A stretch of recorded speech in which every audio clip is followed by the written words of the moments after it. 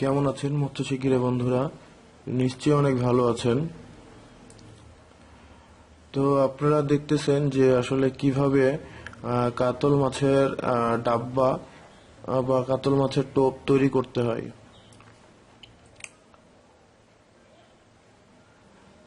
আপনারা যদি একটু ভালোভাবে দেখে নেন যে আসলে কিভাবে এটা তৈরি করতে হয়, তাহলে খুবই ভালো হবে এবং আপনারাও টিকিটে বলেন বা পুকুরে আপনারাও কাতল মাছ ধরতে পারবেন।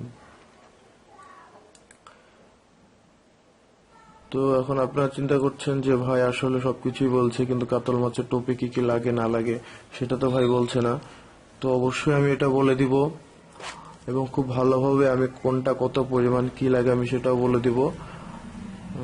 তার আগে আমার চ্যানেলটা আপনারা এখনো যারা সাবস্ক্রাইব করেননি তারা অবশ্যই আমার চ্যানেলটা সাবস্ক্রাইব করবেন এবং বেল আইকনে ক্লিক করবেন। আর যারা সাবস্ক্রাইব করেছেন তাদেরকে অসংখ্য ধন্যবাদ আমার সাথে থাকার জন্য। তো চলুন শুনে নেওয়া যাক যে আসলে কাতলে ডাব্বাতে আসলে কি কি লাগে এবং কোনটা কত পরিমাণ লাগে। সর্বপ্রথম লাগবে হচ্ছে আমাদের বুটের ছাতু 250 গ্রাম, মধু লাগবে 25 গ্রাম, ঘি লাগবে হচ্ছে 35 গ্রাম, লাচ্চা সেমাই লাগবে 25 গ্রাম, পিঁপড়ার ডিম লাগবে হচ্ছে 50 গ্রাম,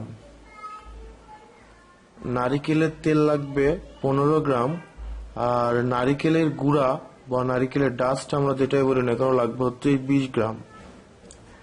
তো সর্বপ্রথম হচ্ছে বুটের ছাতু, মধু এবং ঘি, লাচ্চা সেমাই এবং নারিকেলের ডাস্ট এগুলো আপনারা খুব ভালোভাবে একসাথে মিক্সড করবেন।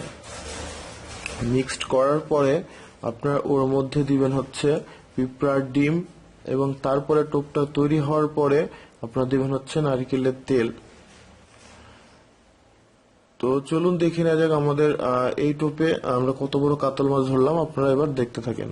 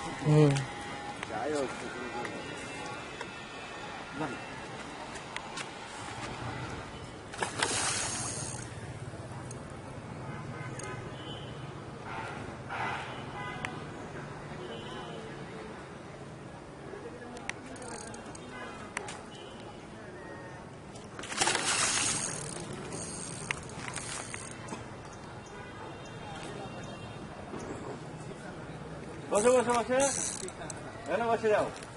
একাই আমার টিকিট আমি একাই পেয়েছি ভাই, কেউ নাই সাথে। 16,000 টাকা দে শুরু হল তাহলে। হ্যাঁ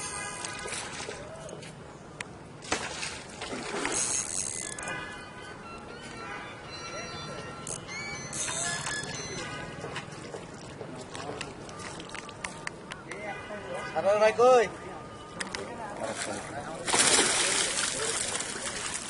ছোট হইলে সারার ভাই করছে না নাকি? সারা ভাই আছে, সারা ভাই এখন করবে, সারাদিন ধরে ভিডিও হয়নি। ক্লিপটা খুলে দেখে উল্টে মাছটা উল্টে